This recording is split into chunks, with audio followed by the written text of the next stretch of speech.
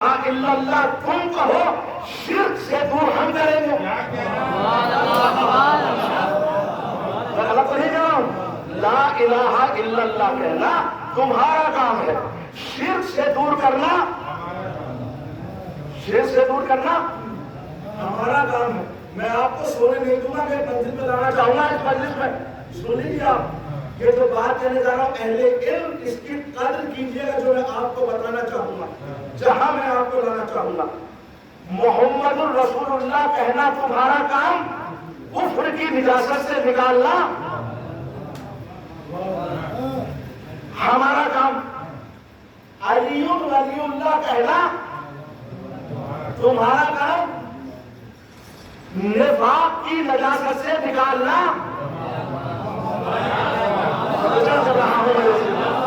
محسوس کیجیے میرے عزیزوں، علی ولی اللہ کہنا تمہارا کام، نفاق کی نجاست سے نکالنا ہمارا کام۔ اب سنیے، اب یہاں تک آ گئے، آپ آ گئے نا میرے ساتھ۔ لا الہ الا اللہ کہنا تمہارا کام، شرک کی نجاست سے نکالنا ہمارا کام، محمد الرسول اللہ کہنا تمہارا کام، کفر کی نجاست سے نکالنا ہمارا کام، علی ولی اللہ کہنا تمہارا کام، نفاق کی نجاست سے نکالنا ہمارا کام۔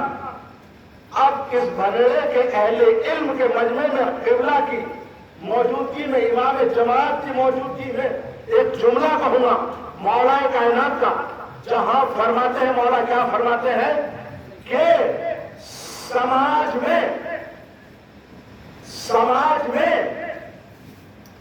جو شخص منافق ہوتا ہے اس کا کوئی دشمن نہیں ہوتا۔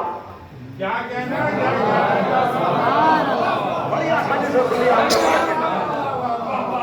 آپ نے، بڑی آسانی سے سنی علم کے تجربے میں نے جو کہا ہے، وہ شخص سماج میں جو منافق ہوتا ہے اس کا کوئی دشمن نہیں ہوتا۔ نہیں، یہ نہیں کہا کہ جو کافر ہوتا ہے اس کا کوئی دشمن نہیں ہوتا۔ کیا کہنا یہ نہیں کہا مولا نے کہ جو کافر ہوتا ہے، نوجوانوں بیدار ہو تو سنو، جو کافر ہوتا ہے اس کا کوئی دشمن نہیں ہوتا، جو مشرک ہوتا ہے اس کا دشمن نہیں، جو منافق ہوتا ہے اس کا کوئی دشمن نہیں ہوتا۔ میں سوچتا رہ گیا ہوں کہ کہیں مولا یہ تو نہیں کہنے والے کہ جو منافق ہوتا ہے اس کا کوئی دوست نہیں ہوتا۔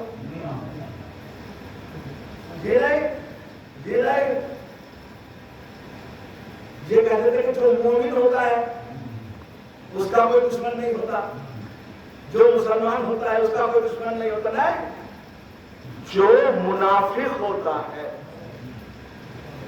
جو منافق ہوتا ہے اس کا کوئی دشمن نہیں ہوتا۔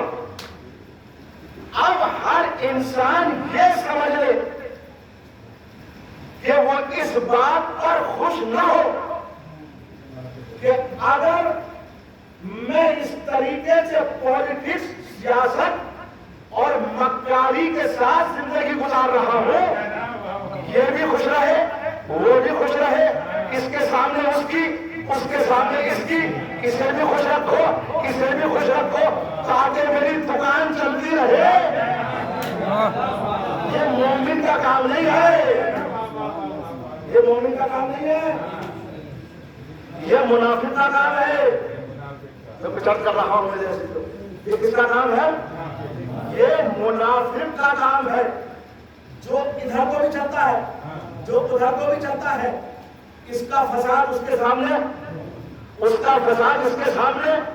لیکن اتنا سن لیجئے، یہ تو سوچ رہا ہے کہ میں اپنے مقصد میں کامیاب ہو گیا، لیکن جب میں نے تحقیق کی، علی بھائی، جب میں نے تحقیق کی تو مجھے پتا چلا کہ دو منہ کا سانپ صرف ہندوستان میں پایا جاتا ہے۔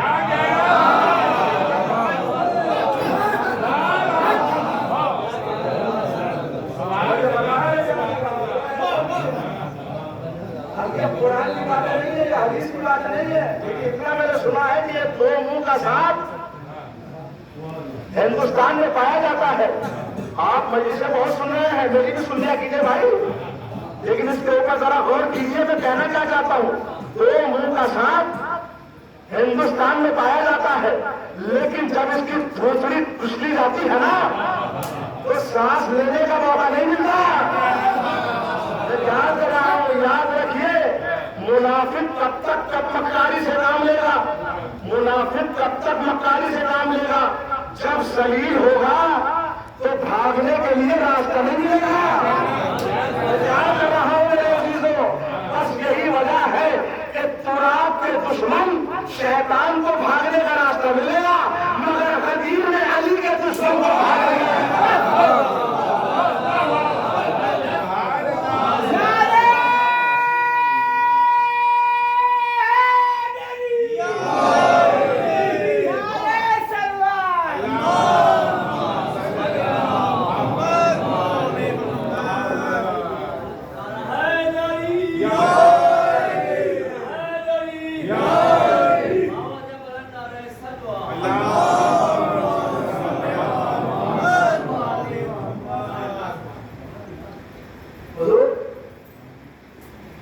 بہت آرام سے سوال کروں گا آپ سے، قبلہ کی موجودگی